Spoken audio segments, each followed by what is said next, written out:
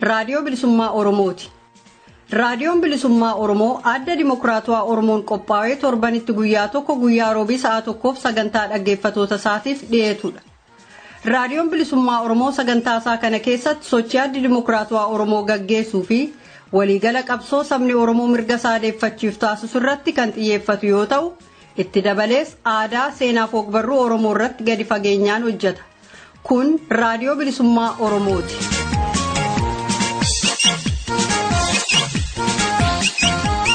Nageenyi badhaadhaa dhaggeeffattoota raadiyoo bilisummaa Oromoo akkam jirtu? Guyyaan har'aa bitootessa 12 bara 2014. Sagantaa guyyaa kanaaf qabnu waliin wal isin barsiifna. Sagantaa keenya har'aa keessatti guutummaa qophii keenyaa kan fudhatu gaaffiif deebii nuti dura taa'aa gamtaa barattoota Yuunivarsiitii Itoophiyaa duraanii Obbo Hundee Dhugaasaa waliin gaggeessine ta'a. Sirboota guyyaa har'aaf filannes ni qabna. Hanga xumura sagantaa keenyaatti akka nu waliin turtaniif afeerraa keenya.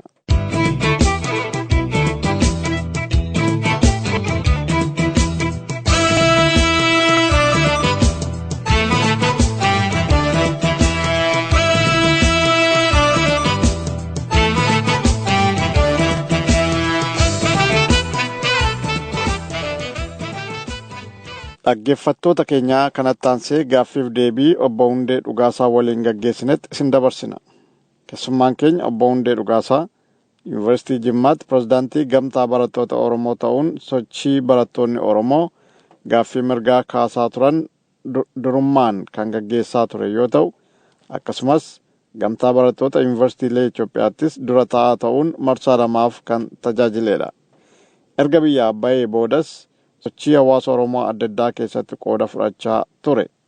Itti dabalees hanga yeroo dhiyootti kutaa ABO kontinentaal Awurooppaa jedhamutti barreessaa ta'uun hojjechaa ture. Hojii dhuunfaanis biyya jiraatu Beljeem keessatti qorataa yookaan xiinxalaa investimentii ta'uun hojjeta. Keessummaan keenya yeroo isaa fudhatee gaaffiif deebii kanan waliin gaggeessuu isaaf maqaa dhaggeeffattoota keenyaan galatoom jechaa gara gaaffiif deebii ta'etti isin dabarsina. Keessummaan keenya of ibsuun gaaffiif deebii goonetti seenna.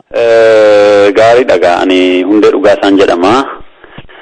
Dhaladhee kanan guddadhee godina Wallaggaa Bahaatti aanaa Saasiggaa naannoo qonna mootummaa Wallaggaa Angar jedhamu keessatti barumsa koo sadarkaa tokkoffaa achumatti baradhee barumsa koo sadarkaa lammaffaa immoo godina Shawaa Lixaa magaalaa Baakkoottidha kanan baradhe. Egaa sana booda Yuunivarsiitii Jimmaan seenee Yuunivarsiitii Jimmaatti seeraan baradhe. Bara 2007 akka lakkoofsa Awurooppaatti barumsa seeraatiin achi eebbifame. Ani egaa eeggan eebbifame booda carraa hojii biyya keessa taa'ee hojjechuun arganne biyya dhiibameen ba'e. Egaa sana boodas immoo biyya alaa kanatti barumsa gara biraa baradhee European Law kan jedhamu tokko saniin booda waajjira lamaan sadan tokko keessatti waan walleetiin hojjedha. Yeroo ammaatti garuu xiinxalaa investmentii yookaan immoo sustainable investment analysis jedhamu tokko irratti hojjedha jechuudha. Yeroo kolleejii Jimmaa Yuunivarsiitii Jimmaa keessatti haalli barnootaa akkam ture waggaa 4 waggaa 5 kanatti barattu akkamiin hubaddutti umurii kee bara yuunivarsiitii sana keessatti qoodi kee maal fa'aatti barataa turte moo sochii adda addaa kan Oromoo gaggeessu keessatti qoodatti qabaachaa jira waan akkasii kana sochiin naannoo yuunivarsiitii sana keessa ture maal fakkaata ture? Egaa gaariidha. Ani yeroon barumsa sadarkaa lammaffaa baradhu kaasee garee barattoota adda addaa keessatti hirmaannaan qaban ture. Egaa Yuunivarsiitii Jimmaa keessa lixee booda immoo gamtaa barattoota Yuunivarsiitii Jimmaa sana keessatti filatamee pirezidantii ta'ee hojjedheera. Dabalataanis immoo dura taa'aa gamtaa barattoota Yuunivarsiitii Itoophiyaas ta'ee marsaa lamaaf filatamee hojjedheera jechuudha. Adeemsa keessas egaa sanatti tun dhufiin dura adeemsa ijoolleen Oromoo Yuunivarsiitii keessa yeroo jiraatanitti bu'aa bahii baay'ee jira, qabsoo baay'ee jira. Egaa hundumaannaa sun hundumtuu akkuma jirtu ta'eeti jechuudha. Kanumtuyyuu gara gamtaa barattootaa yuunivarsiitii nu fideyyuu egaa gaaffilee adda addaa gaaffii mirgaa nuni akka barattoota Oromootti kaasaa turre deemee achiin nu ga'e jechuudha. Sochii barattootaa sadarkaa yuunivarsiitiitti yeroo turte sana sochii barattootaa naannoo fi kan biyyoolessaatti kan tajaajilaa turte naa ibsitee jirta. Achi jalatti sochiin barattoota Oromoo maal fakkaata ture? Mee kana irraa maal quba qabdaati? Ana qofatu hin taane barattootni Oromoo akkuma duuchaatti akkuma guutummaatti iyyuu hirmaannaa nuni gamtaa barattootaa akka biyyaattis ta'e akka yuunivarsiitti qabnu baay'ee hin jiru jechuun hin danda'ama. Amma bara 2000 fi jalqaba 2005 jechuudha. Na yaadadhaa yeroon mana barumsaa seera waggaa lammaffaa baradhu kilaboota adda addaa jira. Gamtaa barattootaa ni pirezidantii taanaa waan adda akkasii qabaa. Barattoonni aktiviitii adda addaa gaggeessu waa'ee aadaa, waa'ee aartii waan baay'eetu jira. Kana keessaa namoota akka taalantii isaaniitiin hirmaataa hin argita. Kanarraa kan hafe garuu istiraakcharii keessa galee namni Oromoon tokko jira jedhamu yaadannu. Ani karaa koo yaadadhu. Waan yaadadhu tokko mucaan tokko jira jedhama. Haasaa Oromoodha. Gaafa barbaadu Oromiffanitti dubbataa gaafa barbaadu waa'ee Oromummaa sana iyyuu kaasu. Egaa kan hojjenna kanarraa kan hafe tootaalii akkuma sabaattu extra curricular activity wanta jedhamu sana keessaa namoota dhiibamnee baanedha. Natti fakkaata haalumaanuu ofiin of dhiibne haa ta'u gara ja'aduu isaan jabaatanii nu dhiibanii haa ta'u waluma isaayyuu hin beeknu garuu namni keenya keessan turre baay'ee kan nama naasisu baran waggaa tokko faa baradhu kaasee gaaffii adda addaa gaafataa ture. Gaaffiin ka'aa ture suni anillee uummaadhaan gaaffii kana warra kaase miti garuu gaafa koreen dallaa keessaa koreen barattoota Oromoo gurmeef jechuuti. Waa'ee kilabii afaan Oromoo dallaa keessatti dhaabbachuu kanarratti peetishinii barbaachisu mallatteessaa turan dhaqaa mallatteessaa nuun jennaan dhanni mallatteessinee ture. Peetishinii sun mallattaa'ee waggaa 3 booda eeyyamallee hin arganne ture. Amma maal ta'ee bu'aa bayii adda addaa keessa darbanee yuunivarsiitii seeneetii irratti illee hunda dubbatee gamtaa barattootaa pirezidantii mucaa ture tokko ture. Maqaa isaa dhawanillee baay'ee barbaachisaa waan taaneef isaa mucaa sanatti dhiyeessaa. Egaa ijoolleen kun rakkisanii waggaa baay'ee nutti deddeebi'anii garee kana kilabii kana dhaabaatii kilabii afaan Oromoo jedhamu kana dhaabaatii akka isaan dipaartimentii jalatti hoogganaman goona jedhaniitii mataama dhukkubbiin jibba nu eeyyamu jechuudha. Sana booda maal jedhu ijoollee warri bara dirqama sana yookaan itti gaafatamummaa yookaan aboo kana qabanii mucaan sun maal jedhaanii kilabii afaan Oromoo keessatti dhaabee seenaa kun balleessu jedhee dubbatee jedhamaan bira hoodha. Inni beenye garuu warri dubbicha hordofaa turan akkas jedhanitti marii kun baay'ee disappointi nu godhe. Namni kun nama itti gaafatamummaa guddaallee qabuufi pirezidantii barattootaati. Filatamuu isaafiyyuu haala isaan itti filataman iyyuu sirnii fi ture iyyuu baay'ee mamma kanaa miti. Kanaaf maal taanee baay'ee namni rifate jechuudha. Rifannaan sun dhaabbatee akka ta'e jechuu qabnaa hirmaannaan keenya guddachuu qabaa. Atileet dallaa kana keessatti afaan keenya dubbachuu afaan keenya guddifachuu dadhabneerra harka tuqannee kana booddee dhimmattee hin qabnu jennee kaane jechuudha. Gaaffiin kun maaliif nu fidee gamtaan barattootaa kun iyyuu akkamittiin hoogganamaa namni akkamittiin filatamee achi seenaa seerri isaanii maal fakkaataa kan jedhu kana qorsitti gadhiisne jechuudha. Gaafa keenya ilaalu dubbichi gamtaan barattootaa sun aktuwaalii seera gaafa barbaadanii dipaartimentiirra namoota lafa jalaatiin fidanii sana booda gara faakaltiin immoo namoota barbaadu sana bakka buufateeti pirezidantiin sun muudamaa jechuudha. Waggoota baay'ee haaluma kanaan wal fiduu yoo isaan namni filatamu iyyuu quban qabnu. Namni filatamee achi taa'ee waama gaafa namni nula ari'amuu gaafa namni ijoolleen keenya bakka bulchiinsa dhabamtu Ibrahim adda addaa ijoollee Oromoo magaa gaafa kana gaafachuudhaan nagaa nu falmadhaa mirga Oromoo akkas jedha jennee gaafa dhannu jara kan argina malee akkuma isaan itti achi dhaqan hin beeknu. Egaa qorannoon gaggeessiniin jarri kun accountability hin qabanii lammatammoo namni illee legitimate illee hin qaban turan sababa isaan haalli filannuuf adeemsi isaanii rakkisaa waan tureef. Kana booda numtiyyuu maalii fi gamtaan barattootaa kana keessatti dhiibbaan kun gamtaan barattootaa kun jijjiiramuu qaba. Kan jedhuutu ka'ee jechuudha. Gaafa sun ka'uu iyyannoo waanallee akka barreeffannu yaadni ka'ee egaani akka tasaa barataa seeraa waan tureef koreen dallaa sana keessa ture anaanni fi ijoollee lamaan tokko waamee iyyannoo kana nu barreessaa jedhanii iyyannoo sana barreessinee gashine jechuudha.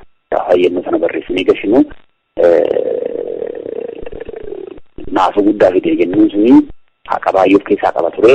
Dallaa keessatti maxxansinee waan turreef raafamatu ta'ee dallaa keessatti yeroo sana nu waamanii akka tasaa jala bultii bara 2000 filannoo bara 2005 sana ture. Pirezidantiin dallaa yeroo sana Dr. Salmuu kan jedhamu baay'ee rifatee gaafa nu waamanii nu baay'ee barbaadamtu jedhanii nu waamanii gaafa warri xalayaa kana barreessineef mallatteessanii gashine gaafa dhanni isaanii mana warri yoonnee sodaannee dhanne garuu qabsaatee akkasiin ture dubbicha furuu barbaadanii turan natti akkaataa walitti nu qaban jechuudha. Warra gamtaa barattootaa bara sana turanii fi warra iyyannoo amma dhiyeeffate sana walitti nu qabanii haala yeroo barbaadamu haala sana ibsineef jechuudha. Haala itti adeemsi ture dogoggora qabu seera eegi akka hin deemne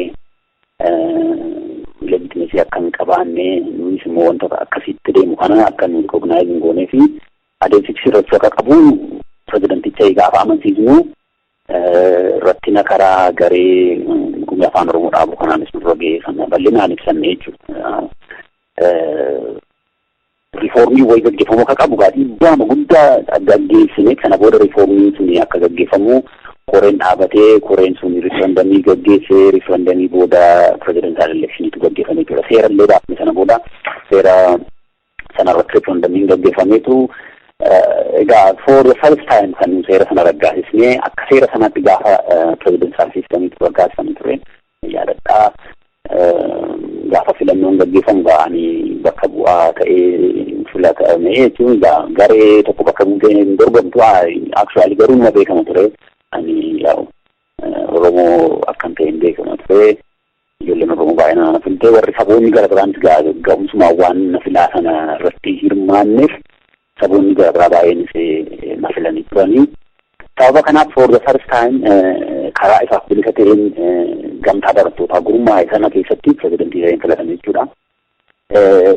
Hirmaannaanii barattoota Oromoo aarii fi hubannaa qofa ture xiqqoo ishee akka hafuura galfachuu wayiitti naanna'ee jechuudha.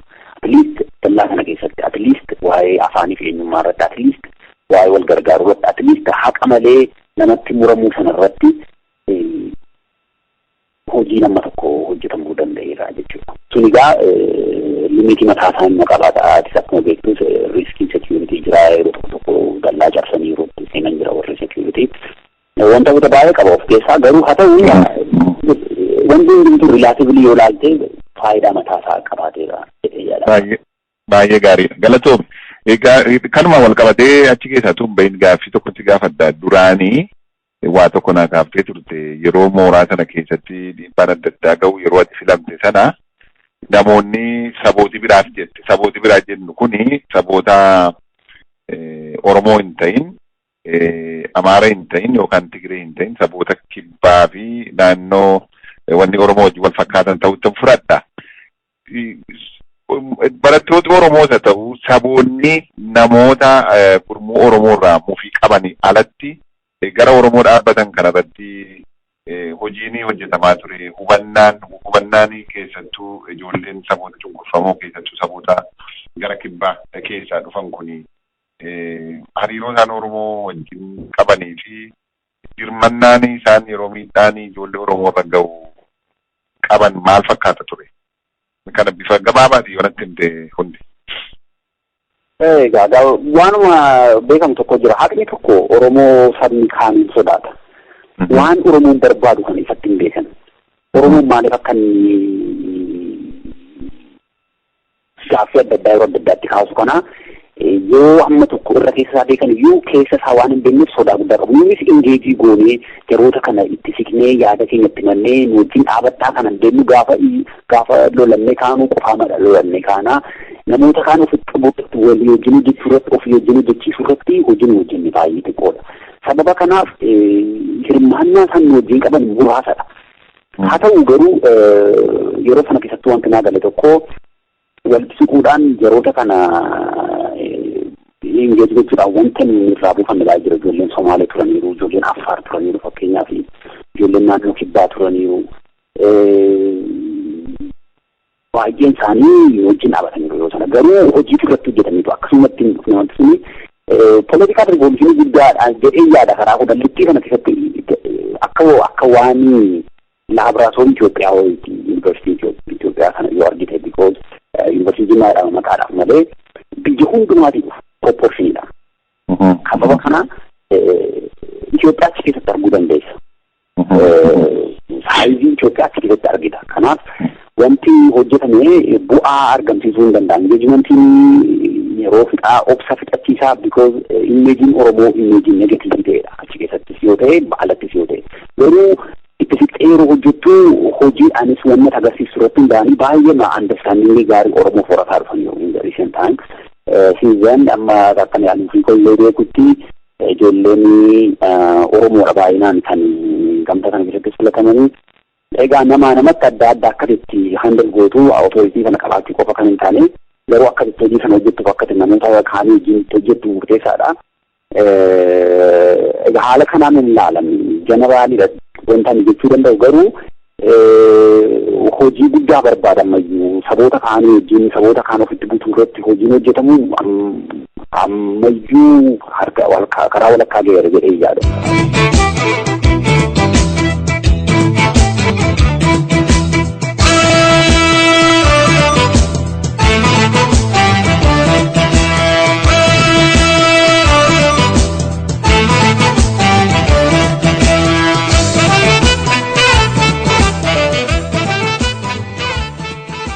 Amma waa'ee sochii biyya keessaa akkaataa itti baate hundumaa geenye amma Beeljeemiin jiraatta ammaatti baay'ee bareedaadha.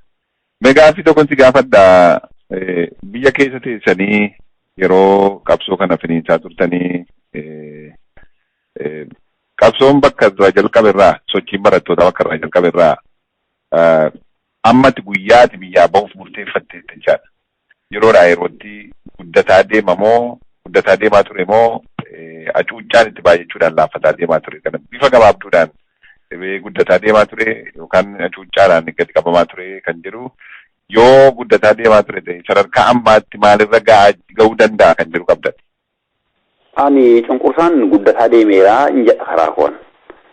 Wanna ani fakkeenyaaf akka pirezidantii ta'e hojjetaa ture bara sanaa amma hojjetamaa hin jiru. Mirga barattoonni dallaa keessatti qabaataa turan amma hin qaban. Barattoonni yeroo eebbifaman ga'umsa isaaniitiin kan isaanii qacaramuu fi jiraachuuf mirga qaban amma hin qaban yeroon ilaalu. Waan baay'eetu xaxamaadha. Kanaaf hacuuccaan sun jabaataa deemeera kan jedhuun qabaa. Garuu karaa gara biraa immoo sabboonummaan sunis rakkinni sunis hammuma guddataa deemu sabboonummaan sun laafeera jedhee nama nuni eenyummaa ofiif oromummaa ofiif hojiin hojjetamu sun akkuma jirutti karaa mataasaa qabatee innis waan deemaa jiru natti fakkaata. Baay'ee bareedaadha. Biyya kana eega dhufte biyya Awurooppaa eega dhufte booda sochiin ati hariiroon hawaasa Oromoo isa ta'uu jaarmiyaa siyaasa Oromoo isa ta'uu walumaa gala hariiroon ati sochii Oromoo keessatti qabaattu maal fakkaataa ture? Ani akkuma dhufeeni baay'een turre hawaasa biyya Beeljiim kana keessatti makamee hojii natti kenname hundumaa hojjetaan ture. Bara dheeraaf barreessaa hawaasa kanaa ta'ee tajaajileera. Amma yoonaattis barreessaa hawaasa kanaa ta'een tajaajilaa jira. Karaa gara biraa immoo qabsoo bilisummaa Oromoo naannoo kanatti godhamu irratti hirmaannaa koonan qaban ture. Abaaboo keessattis hojiilee narraa eegamu achi keessatti gurmaa'ee hojjetaan ture. Walumaa galatti naannoo Beeljiimii fi naannoo Awurooppaa kanatti hojiilee waggaa ja'an darban hojjetamaa turan kana keessaa karaa tokkos haa ta'u karaa gara biraa hirmaannaa inuman qabaachaa ture jechuudha. Tole bareedaa. Abaa'oo keessatti akka hojjetaa turte maqaa naa dhoofteetta. Sadarkaa kamitti hojjetaa turte hundee abaa'oo keessatti? Sadarkaa kamitti? Sadarkaa naannoo magaalaatti jirtu moo sadarkaa kutaa moo sadarkaa Awurooppaatti moo akkam ture qoonni hojii keeti? Ani abaa'oo keessatti sadarkaa adda addaatti hojjedheera.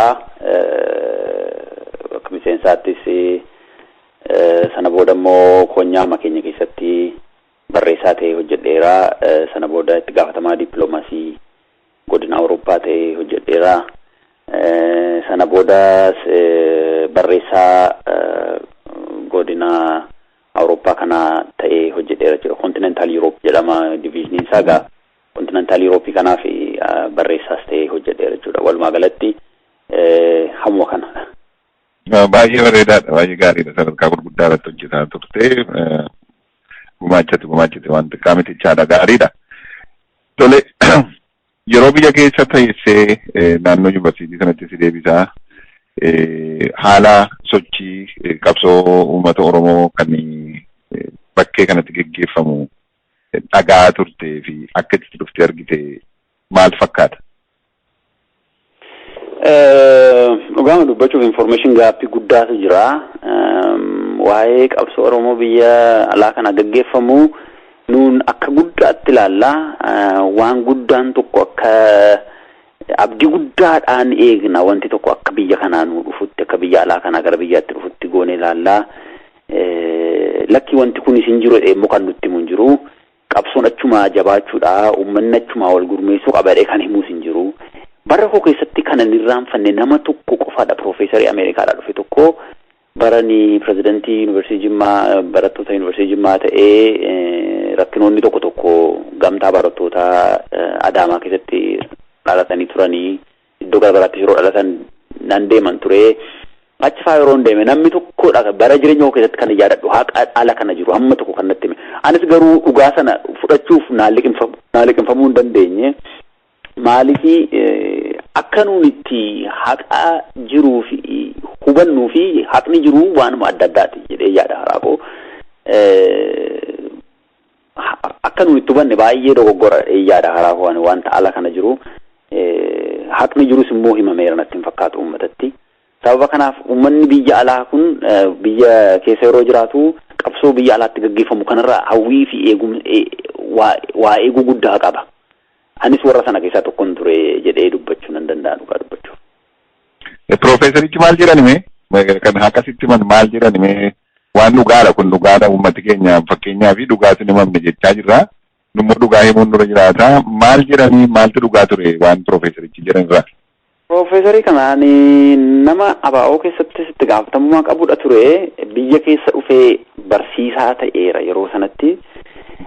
Kaka'umsa koo kanaa hojii koo kanan argaa durataa gamtaa barattoota biyyoolessaa ta'ee yeroon olii gadi deemu kanaa wantoota dallaa isaanii keessatti hojjetamu tokko ture taa'anyeeti sana booda hojiin sun eegga xumuramee milkaa'ee booda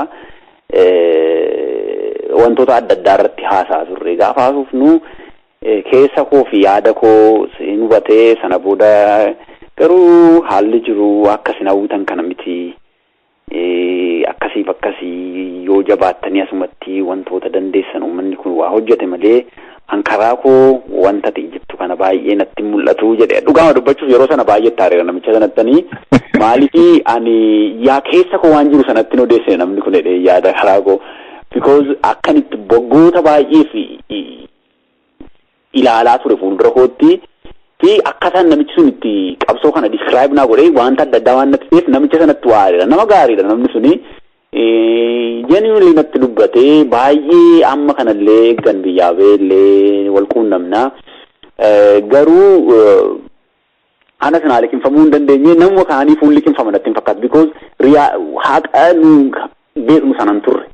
Varjinii gara biraa beekna nuun. Inni immoo varjinii sana keessaan dhufe dhee natti maa sun garuu naa galuu hin dandeenye yeroo sanatti.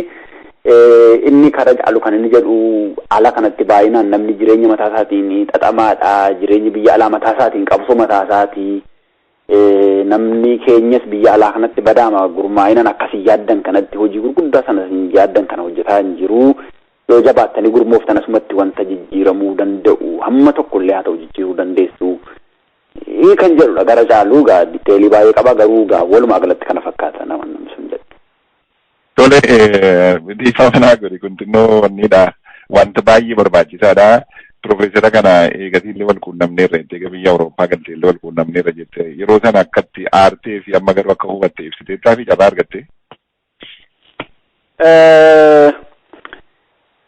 Hubateera inni walii barreessina iimeelii bal'inaan haasofnee hin beeknu waa'ee kanaa kaasnee waa'ee yeroo sanaa kaasnee garuu sammuutti na dhufa haasaan bara sana goone yeroo adda addaatti. Garuu innis inuma beeka waan ani itti deeme garuu anis furmaatan qabuun ture haa ta'u waan akka nama tokkootti wanta ni murteessetti wanta itti kan ani gaabbuun qabu haa ta'u garuu haqa sana jijjiiruu hin dandeenye as dhufuu kootiin. Gaama dubbachuuf immoo wanta guddaan ani wantan biyyatti hojjedhee gadi nan hojjedhee yaadee miti kan ani asitti baqadhee kan caaludha yoo ta'e illee biyyan hin jaallanidha. Qilleensan hin jaallannedha haalan hin jaallannedha haa ta'u garuu immoo qabsoodhaaf isa biyyaarran immoo wayyaa jedhee sammuun koo sirriitti na amaneera. Kuni garuu dhugaama dubbachuuf har'a afaan guutee akkas jedhee dubbachuuf na rakkisa.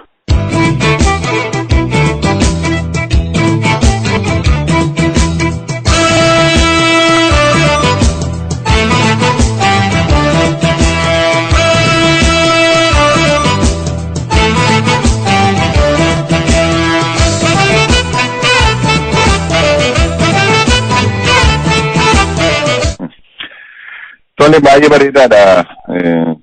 Baay'ee tuttuqaa gaariidha.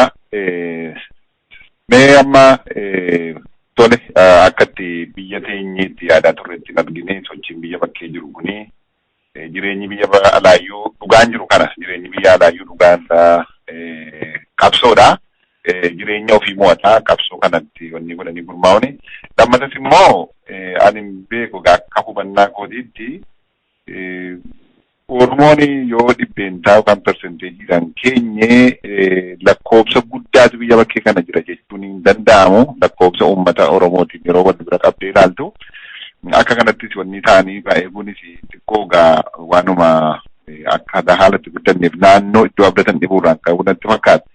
Mee ati akka hubannaa keetiitti akka nama seeraati seeraatti nama digirii maastireetii qabdudha. Akka kanatti sochiin biyya alaa kun akkatti eeddetti dhuftee dhabuun kee rakkoon isaa maal jette? Maa inni sababi isaa isammaa jireenyi mataan isaayyuu qabsoodha jennu cinaatti laafinni gurmuu humna Oromoo kana jabeessuu dadhabee biyya bakkeetti argite kuni akka nama xiinxalaa seeraa tokkootti maali jette? Rakkoon akka kana nu laafaadha nu jechisiisee qabxii kanarra nu geessisuu danda'u. Egaa baay'ee simplistic na godha yooni kanadha jedhee mata duree tokko jala mureessitti mee akkan ilaalutti garuu qabxii 2-3 kaasuun hin danda'ama. Kanaan murtaa'a jechuun garuu nama rakkisaa inni duraanii. Yaaduma mataa keetii jechaadha akka hubannaa mataa keetii. Egaa ani kan yaadutti hooggansa ga'umsa qabu kan uummata ofii engage godhu kan haqa jiru himaa hir'ina jiru himaa. Cimina iddootti cimuu qabu immoo uummata isaarraa fudhachaa kan uummata isaarraa waan itti himamu immoo argachaa kan deemuun turre floowuun hin jiru hooggansa qabsoo bilisummaa Oromoo fi uummata Oromoo gidduu floowuun hin jiru flow of information hin jiru. Wanti uummanni Oromoo waa'ee qabsoo kanaa beekuu fi haala qabsichirra jiru baay'ee walirraa fagoodha. Inni gara biraan tarsiimoo dhaabileen Oromoo hordofanidha. Tarsiimoo isaanittiin qabsicha gaggeessan tarsiimoo isaanittiin uummata gara biraa engage godhan yookaan immoo hariiroo isaanittiin uummata gara biraa wajjin hojjetan shoora guddaa qaba. Ani akka carraa ta'ee iddoo adda addaa deemee namoota ambaasaddaroota adda addaa namoota biyya bulchan baay'ee wajjin akka tasaas bakka ani jiraadhu kun magaalaa gudditti biyya Awurooppaati. Namoota baay'ee argeera akka informaalis formaalittis. Gaaffii guddaa qabu akka nuun itti qabsoo keenya artikuleet goonu kanarraa gaaffii guddaa qabu yeroo tokko wanta dubbattu si wallaalchisu nuun wanta sana garuu kan jedhamaa turre waggaa tokkoof lamaaf miti waggoota dheeraaf wanta taakil gochuu qabnu wanta irratti hojjechuu qabnu sun hojjetiin at least tarsiimuma keenyallee haala tarsiimuu namni kan yeroo dhaga'u fudhachuu danda'uun namni keenya itti onnachuu danda'uun hojjechuu hin dandeenye tarsiimuun sun nama keenya amansiisee nama keenya onnachiisee namoota kaan immoo amansiisuu haala danda'uun artikuleet hin godhamne sana gochuu dadhabuun immoo nama keenyas humna buuseera because basically wanta gara fuulduratti deemsisu wanta xurree iftoomina qabu xurree fuulduratti milkiisi agarsiisu tokko sabni arguu danda'u qaba gaaf sana humnatee namnis nama wajjin deema warri partner jennu stakeholderoota nuun jennu ummatoota Itoophiyaa dabalatee stakeholderoon international community haala inni qabsoo keenya understand godhuuf haala inni qabsoo keenya itti reflect irratti godhu sana bareechine agarsiisuu hin dandeenye kunis shoora mataa isaa qabateera jechuudha karaa gara biraa immoo ani dhuguma dubbachuu fi amala faranjii horata namni biyya kana gaafa yeroo dheeraa turu rakkina iyyuu irraanfataa deemaa of jaallatummaan cimaa deemaa because individualistic behavioriin kunis shoora guddaa taphata biyya kanatti kuni faranjii irratti kan limited ta'e hafu miti yeroo keessa namni qorra jaallachaa amala jaraas fudhachaa biyya irraanfachaa deema aarsaanni sabaaf baasuuf qabullee hir'ataa deema biyyatti namni du'uuf illee duubatti hin jedhu gaafa dubbiin dhugaa kaatu asitti namni yeroo tokko waan xixiqqoo aarsaa xixiqqoo baasuuf illee itti rakkatu jira kanaaf ani tokko lama jechuun nama rakkisa garuu basically hoggana qofaarra yookaan saba qofaarra yookaan immoo tarsiikuma qofaarra kaa'uu nama rakkisa garuu every part have got its own share rakkina kana keessatti jedhee yaada garuu inni gurguddaan lamaan hoggansaa fi tarsiimoodha jedhee dubbachuu nan danda'a.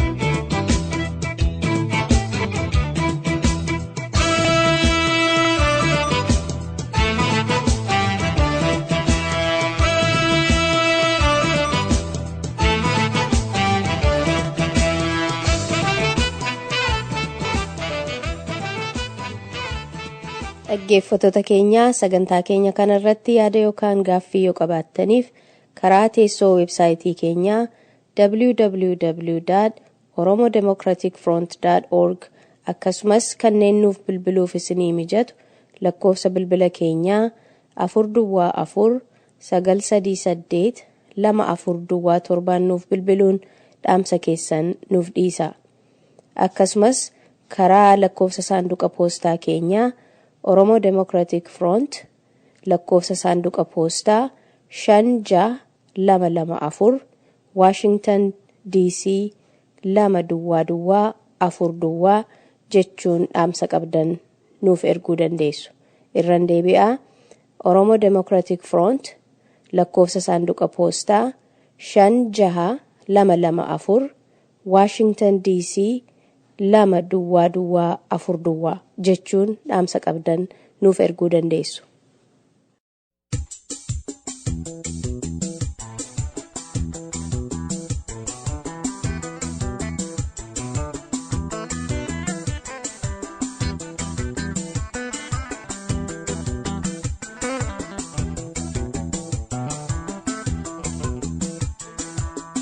Dupangira biyato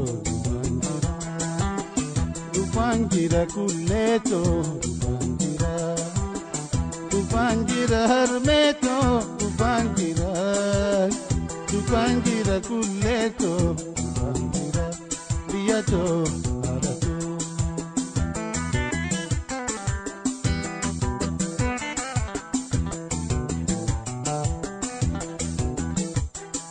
Gutetu ayoto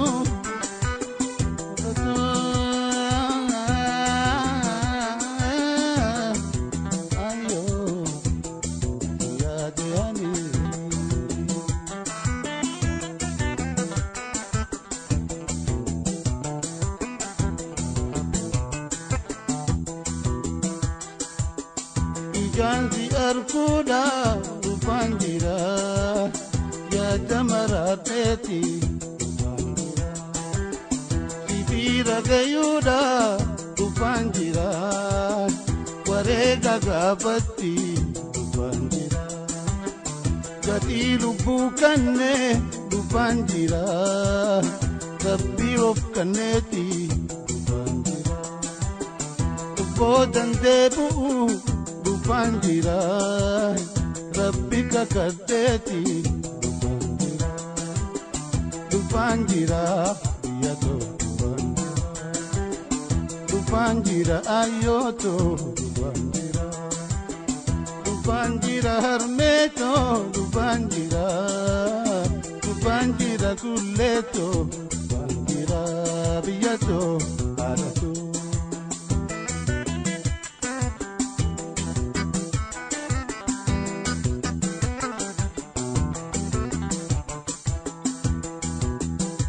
Ayyooto maato haadhato ayyoo siyaade ani haadhato maato biyyato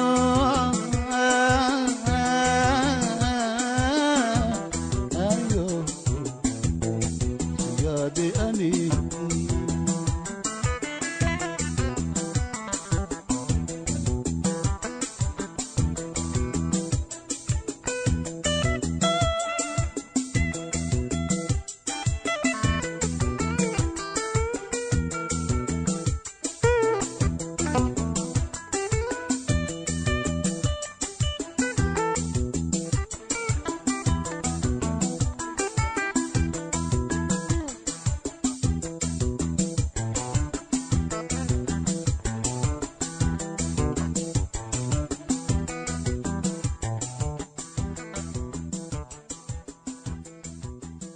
baay'ee galatoome qabxii gaggaarii kaafte.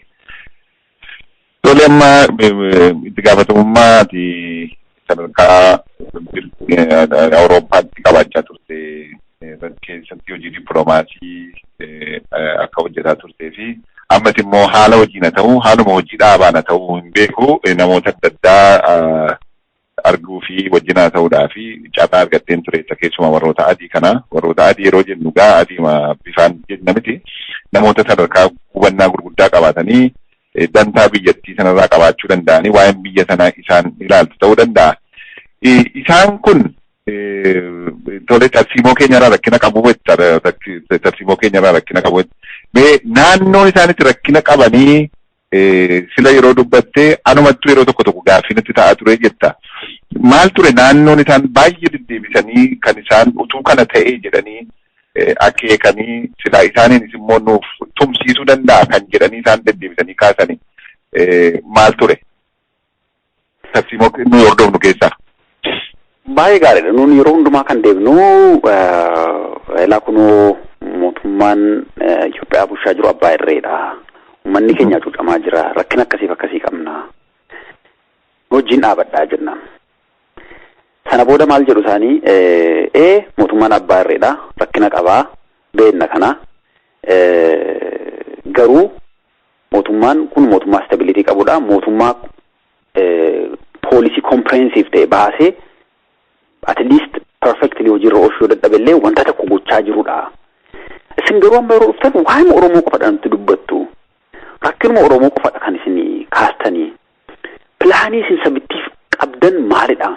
What is your end goal? Maalidha kan isin gochuu barbaaddan? Ituu mootummaan kun bakka sana hin jiru ta'e isin akkamittiin biyya kana gaggeessuu dandeessu?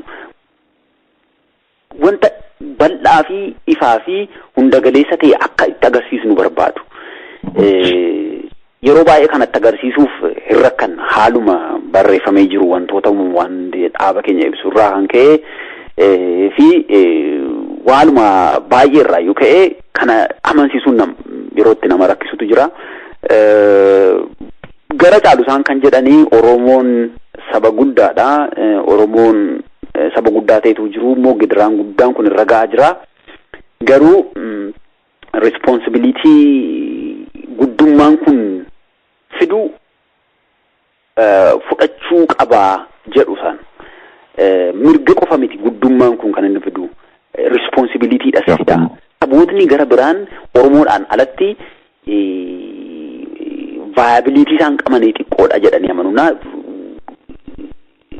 Maayinni kun gatiitti Oromoorra responsibility biyyittii haala taa'uu danda'uun humni tokko ba'uu akka qabutti amanu isaan. Baay'ee bareedaadha. Garuu sana arguu hin dandeenye isaan. Kanaaf maal nu jedhu you are just haqa qabdu haqa keessan garuu karaatti maxxan hin beektanii akkatti deemtanii hojii sana galmaan gaattan hin beektanidha kan isaan nuun jedhan. Baay'ee bareeda galatoomi qabxii bareedaadha. Tole gara xumuraatti si fidaa jira. Raadiyoon kun raadiyoo bilisummaa Oromoo kan adda dimokiraatawaa Oromootiin geggeeffamuuti. Sagantaa adda dimokiraatawaa Oromoo fi kaayyoo isaa diklaareeshinii yookaan manifeestoo inni baase kana dubbisuuf yeroo argattee dubbifteetta hundi. Ani dubbiseera. Tole as keessatti wanneen ammatti qabxiinatti qabxee ammatti fakkeenyaaf keessattuu hojii dippiloomaasii fi namoonni waa isaan barbaadan waan barbaadan kana hin beektan akkaataatti bira geessan kana tarsiimoon keessan kuni itti gaafatamummaa keessan kan hin agarsiisu kan jedhuu fi deebii ta'a kanatti jettu jira sagantaa fi ibsa addi dimokiraatawaa baafate keessatti deebii ta'uu danda'a kanatti jettee amantu maali? Gabaabumatti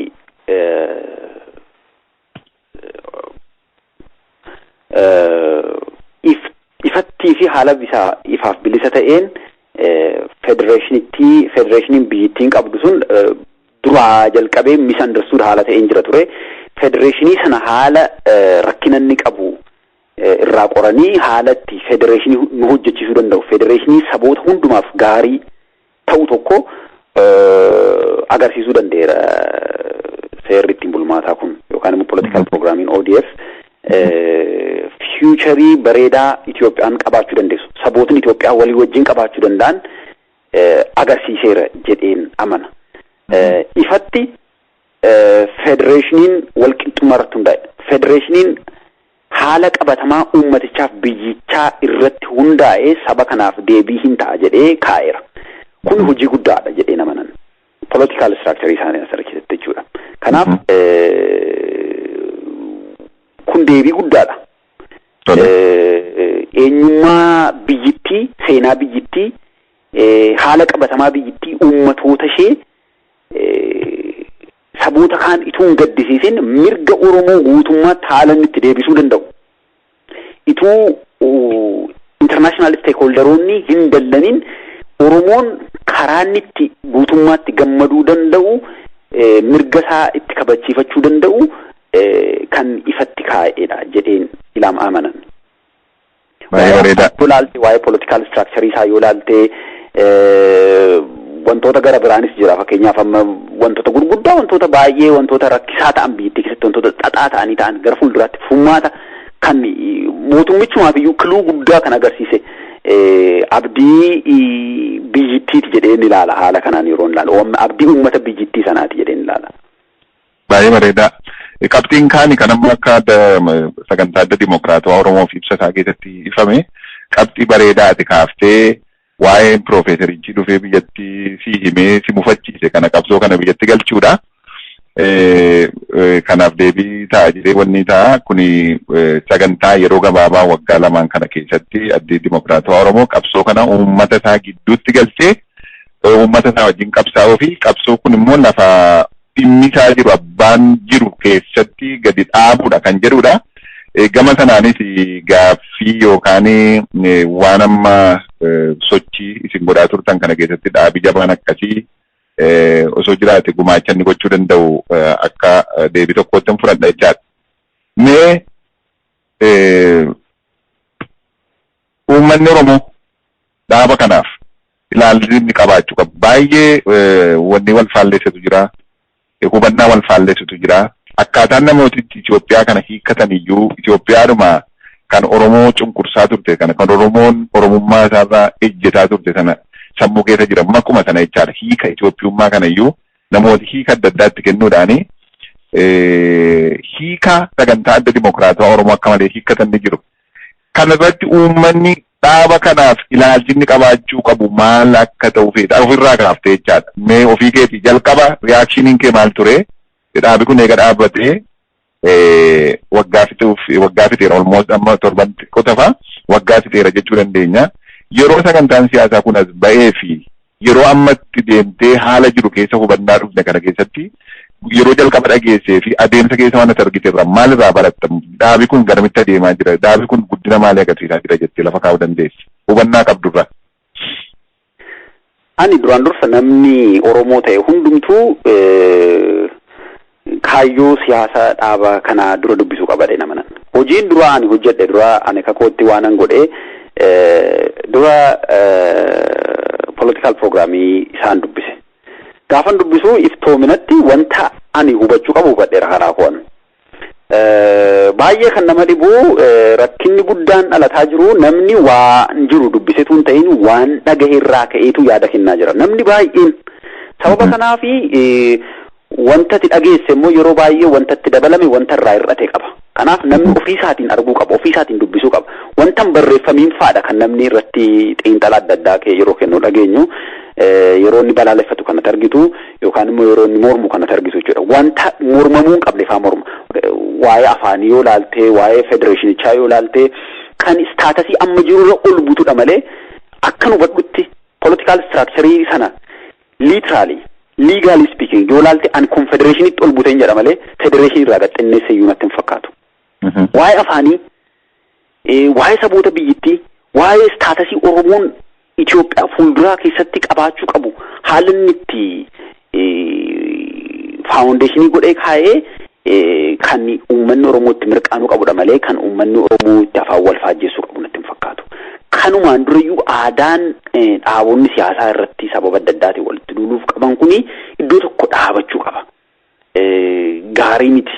Namnis immoo wanna hin argine yookaan wanna hin dubbisne yookaan wanta hin barreeffamne irratti wal falmuu ituu dhiisee gaariidha. Wanta haqa jiru garuu ituu argee haqa sanaami ituu wal gorfatee wanta hir'atu yoo jiraatan immoo perfectidha dhaabni kun jechaan jiru. Karaa koo garuu anaa ta'eera fakkeenyaaf. Kana kan naa ta'e immoo sirriitti keessa sagalee argeen. Oromoon dhaaba kanarraa political objectivii kanarraa hin buufata malee waan itti kasaaru qaba natti hin fakkaatu. Hunda caalaa immoo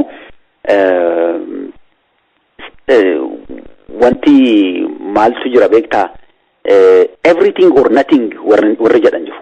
Wayi hunduma isaan argaddaa yookaan hunduma isaan dhaba warri jedhan jiru. Oromoon garuu waggaa 100 keessatti waan dhabe tokko guyyaa tokkotti argachuu fi political program baafachuun irra hin jiraatu. Waggaa 100 tokkotti waan dhabne kana waggaa 100ttis deebisne jechaa hin jiran. Garuu haala bilchaataa hubannaa qabuu fi ga'umsa qabuun ofii hojjennee saboota kaanis haala hojjechiisuu dandeenyuun deemuu qabna jedhee namanan. Haala qabatamaa political programii dhaaba kanaas namni ilaale immoo leadership kanaaf komentii barreessuu qaba jedhee yaadadha. Ani wantootaan irratti waliin gallee gara duraa sana press release adda addaa irratti wantoota fakkeenyaaf akka dhuunfaatti wantan irratti waliin galle irratti dhaabichaaf ergaa yookaan immoo qeeqa mataa koo ergadheera. Wantan itti gammadetti immoo gammachuu koo yeroo itti karaa miidiyaan ofii koo social media adda addaa irratti gammachuu koo nan ibsadha. Kanaaf namni generally isa collectively olola wal irratti oofuu dhiisanii wanta qabatamaa isheen kun akkasitti bareedde isheen kun akkasitti taatee yoo jedhan gaariidha. At the end of the day wanti dhugaan tokkodha. Bitaan yaabdes mirgaan yaabdes walga'iin kooruma. Oromoon karaa adda addaa saba kanaaf nan qabsaa jedhu dhuguma saba kana buufachiisuuf saba kana fayyaduuf hanga ta'etti adeemsa siyaasaa akka miidhaatti ilaaluun irra hin jiru. It is just a strategy. It's just a way to go for it. Kanatti hubachuu qabu. Akka obbolaatti immoo wal ilaaluun sun irraanfatamuu qabu. Dadhabbiin dadhabamaa jiru kun immoo eenyuuf iyyuu jedhamee miti. Eenyuyyuu immoo itti arrabsamuu qabu. Itti galateeffatamuu qaba malee. Namni yeroo isaa, jireenya isaa, qabeenya isaa, eenyummaa isaa itti dhabaa jira. Sababa kanaaf namni itti galateeffatamuu qaba. Namni sa'aatii tokkollee qabsoo saba kanaaf fuulduratti butuuf hojjetu. Malee eenyullee criticize itti godhamuu yookaan immoo itti arrabsamuu yookaan immoo itti maqaa dogoggoraan kennamuufi hin qabu jedhee nama kana. baay'ee bareedaadha. Gaariidha. Tole gara dhumaatti dhufee jira. Waliigala amma ofii keerraa kaatee hubannaa rifannaa qeeqa dhaaba kanaaf qabdus qeeqaa waan gaarii ta'e fudhataa sagantaa siyaasichaas waan barreeffame irratti hundaa'uudhaanii akka nama xiinxala gaarii tokko keessatti xiinxala keerraan kan ka'e sadarkaa kanarra geessite jechaadha. Sadarkaatti sagantaan siyaasaa kuni bu'aa nuu buusa kan jedhurra geessite jechaadha. Naannoo jirtu haala jirtu naannoo jiraattu irratti namoonni yookuma nama lamas haa ta'u nama 10 haa ta'u 100 haa ta'u lakkoofsa irratti hundaa'aa miti. Namoonni jalqaba yeroo sagantaan siyaasaa daa'u kunas ba'e ilaalcha qabaachaa turan irraa yeroodhaa yerootti hubataa akka kee kana hubataa deeman kanatti kuma qabdu yoo jiraate naa ibsuu danda'u fedhii kee ta'e naa ibsitee natti tola. Nama baay'eedha. Ani yeroo dheeraa nutti fudhate dhuguma dubbachuuf haqa kana fudhatee nu baasa ittiin deemuuf. Dubbiseera naagaleera garuu yeroo natti fudhate liqimsee dhanna kootti makachuuf yeroo natti fudhateera dhugaa dubbachuuf namoonni kaanis haala wal fakkaataa keessa darbaniiru warri darbaa jiranis jiru yaada. Kanaaf nama tokko lama siin hin jedhu namni baay'een garuu adeemsa jiru yeroodhaan fudhachaa generaalii namni yaada jiru gammachuudhaan akka fudhateetti argani baay'inni namaa. Already yaadichi yaada nu deemsisuu danda'udha, yaada nu hojjechiisuu danda'udha, yaada Oromoo fayyaduu danda'udha kan jedhu baay'eedha. Namoonni ololaan negatiif ta'e irratti hojjetan namoota muraasadha jedhee yaada karaa koon. Kanaaf egaa Oromoon akka Oromootti Oromoon yaada bilchaataaf hubataa qabu baay'een already yaada kana accept godhee akka irratti wajjin deemaa jirudha kan argu. Wanti guddaan sodaa namni qabu tokkodha. Dhaabni kun irra deebi'ee maal jedheera dhaaba kana hojii kana qabsoo kana biyyatti gashuudha jedheera. Dhuguma jecha kana hojiitti kaa'edha sodaan nama guddaa. Waggaa tokkoof lama keessatti waggoota qubaan lakkaa'aman kana keessatti yoo dubbichi akka amma ho'ee jirutti akka amma jabaatee jirutti akka amma namni onnatee jirutti aarsaa barbaachise yoo nu baasise iyyuu itti deemamuu qaba jedhee haala namni hubataa jiru kanatti yoo irratti dafee irratti hin hojjetamne onnee fi kutannoon namaa laaffataa deemuu danda'a. Malee sodaa namni qabu dhugumaa hojiitti kamaa wanti kun dhuguma biyyatti hin galaa'ii qabsoon keenya moo akkuma kana baqatee hafaa akkuma kana bacancaree hafaa sodaan jedhu sun jira. Yoo dhuguma ammayyuu jira amma fakkeenyaafi danda'ame garuu mirqanni isaa guddaadha, acceptansiin isaa guddaadha amma already jedhee yaada karaa. Baay'ee bareeda, baay'ee galatoomi. Kana akka milkoofnu shakkii hin qabnu. Waan jedhamu tokko keessa ni dandeenya. Maaliif hin dandeenyu? Waan namni dhalli namaa hojjetu tokko Oromoonis danda'uu danda'a kan jedhu kan dhaadannoo adda dimokiraatawaa Oromoo keessaa tokko ni danda'ama gochuu ni dandeenya, itti murannaan ni dandeenya kan jedhudha. Haa ta'u sila gaaffii gara dhaabbilee walirratti olola oofuu kana gaafachuufan ture gara walitti naa deebiftee jirta. Olola dharaa yookaan waan hin barreeffamne kana walirratti oofuun bu'aa akka hin qabnee fi mee ejjennaa addi dimokiraatawaa Oromoo ija qabsoon Oromoo gidduutii ba'ee namoota nu cunqursan ta'uu qaba kan jedhurraa maal hubatta jechuun nu gidduutti qabsoon Oromoo gidduutti ta'uu hin qabu. Kan Oromoo irratti aggaammatanii karaa aadaa, karaa siyaasaa, karaa adda addaatiin iyyuu Oromoo irratti aggaammatu jira. Karaa sanarratti fuulleffachuu qabna kan jedhuuni olola irratti oofuusis deebii hin kennu, olola dhaaba Oromoo irratti siin oofu kan jedhu ejjennaa adda dimokiraatawaa Oromooti. Kan attamitti ilaalta hundee gararraatti naatu tuqteetta garuu wanni kan akka hubannaa dhaggeeffatootaaf ta'u jedheensi gaafadha. Ejjennoon kuni jalqaba milkaa'ina dhaaba kanaati jedhee yaadan. It is the foundation of the success of this organization. Dhaabonni Oromoon baay'een biyya alaa jiru.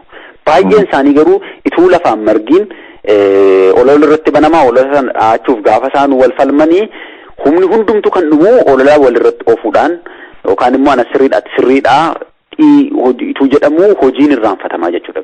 Kanaafuu kutannoodhaan yaada kana fudhatee ka'uunsaa ololaaf deebii kennuu dhiisuunsaa kanas immoo hojiidhaan argisiisuunsaa itti fufuu qabaa jedhee yaada. Kun immoo already bu'aa argamsiiseera. Bu'aan argamsiise immoo namni yeroodhaan dhuguma jarri kun jara hojiiti dhuguma jarri kun waa buusuu danda'u jedhee waa hubachuu jalqabe jechuudha. Kanaaf ammayyuu taanaan ololaaf deebii kennuun barbaachisaa miti. Ammayyuu taanaan dhaaba gara biraa irratti dhaaba Oromoo gara biraa yaadanni kaasuu wal wajjin hojjechuu irratti wal gorfachuu irratti wal sirreeffachuu irratti wal dhaga'uun akkuma jirutti ta'e garuu olola irratti wal wajjin dhaabachuun barbaachisaa miti. Wal fuuldura dhaabachuun barbaachisaa miti. Kunis immoo haaluma amma jalqabame kanaan itti fufiinsa qabaachuu qabaa. Obsa guddaa nama gaafataa, obsa nama fixachiisuu danda'a. Haa ta'u garuu wanta sirrii fi wanta barbaachisaa waan ta'eef itti fufuu qaba nama karaa koo. Baay'ee galatoomi. Baay'ee yeroo nuuf laattee gaaffiif deebii waliin gootee fi baay'ee galatoomin siin jedhaa. Qabxii babbareedaadha. Namoota waa irraa barachuu fi carraan arganne keessaa nama tokko.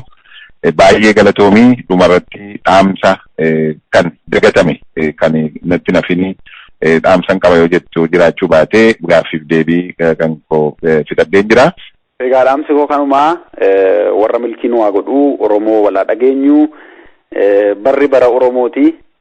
Barri kun baratti bilchinaa fi hubannoodhaa fi wal dhaga'uudhaan kutannoodhaan yoo hojjenne baratti milkoofnu natti fakkaata. Hundumtuu yoo danda'ee humnaaf qabeenya isaa beekumsa isaa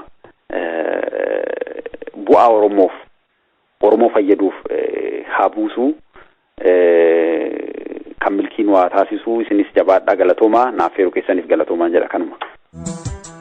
Dubangira ayoto Dubangira armeto Dubangira kuleto Biyazo Adako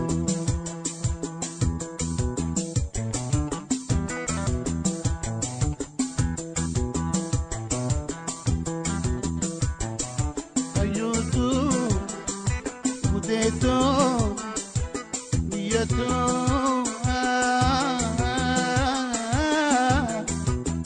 Ayo Siade ani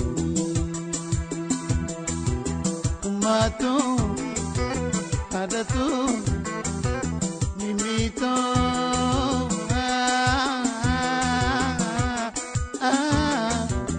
yo, yade ani.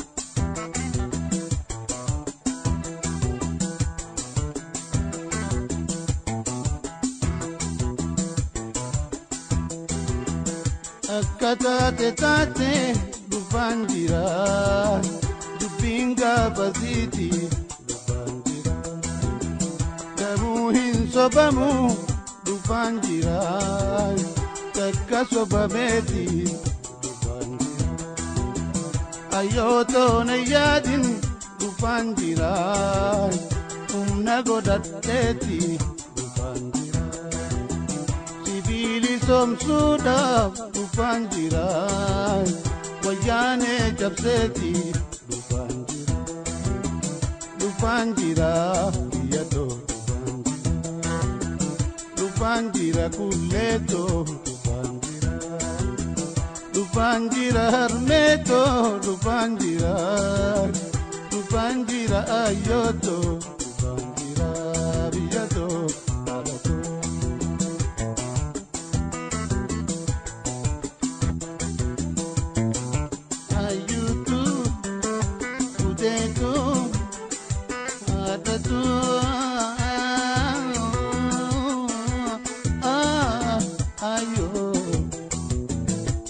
barbaade ani. Mamito